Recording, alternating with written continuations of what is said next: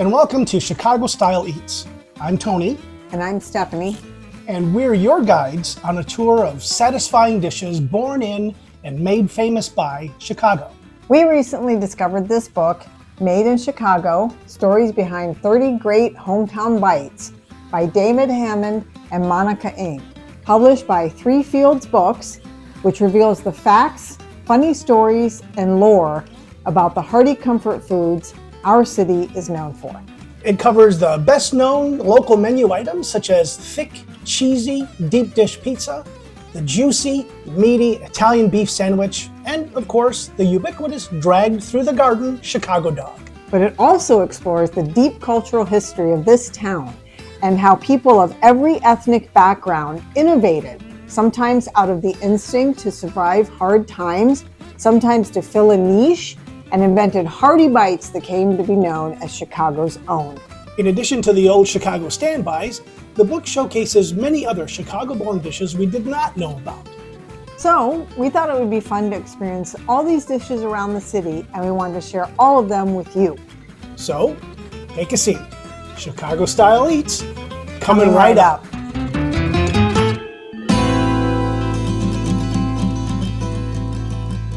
Today we're going to present the Chicago hot dog.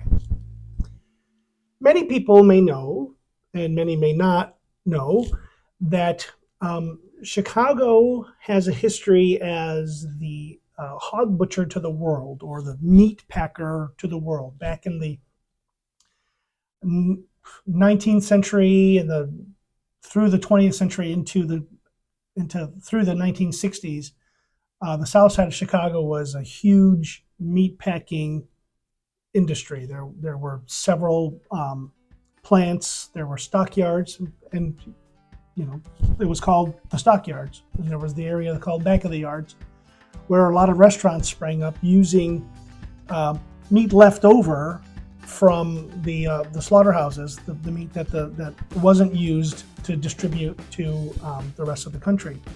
From that area came a lot of the comfort foods and what the poor people used to create the meals a lot of the meals we know now as Chicago style foods. Where the Chicago hot dog comes in is greatly attributed to the German immigrants who brought sausage making skills and heritage with them. But the Jewish immigrants, they couldn't eat the pork part of those sausages, so they changed them to be all beef. So some people believe that Abe Drexler was the person who created the Chicago hot dog, the ingredients that go with the hot dog. However, the authors of the book could not find anything to verify that history to support that. So we can't really say who decided what goes on a Chicago hot dog. But we can attribute the all beef portion of it to Jewish immigrants. Yeah. And in why, Chicago. And why that became the go-to wiener on the Chicago dog, nobody really knows. But the ingredients of hot dogs in Chicago evolved through the 1920s and 30s, and by 1950, the Chicago hot dog as we know it today basically came to be. So there are very specific ingredients on what the Chicago dog is. An all beef wiener, which is boiled, simmered, or steamed, usually not charred or barbecued or anything. It's Not grilled. not grilled. Yellow mustard, chopped raw onions, neon green picalilly relish, tomato slices, dill pickle spear, sport peppers, celery salt, all on a steamed poppy seed bun. With everything on it, you would order it dragged through the garden. No ketchup. You cannot have ketchup on your Chicago hot dog, and you will be chastised.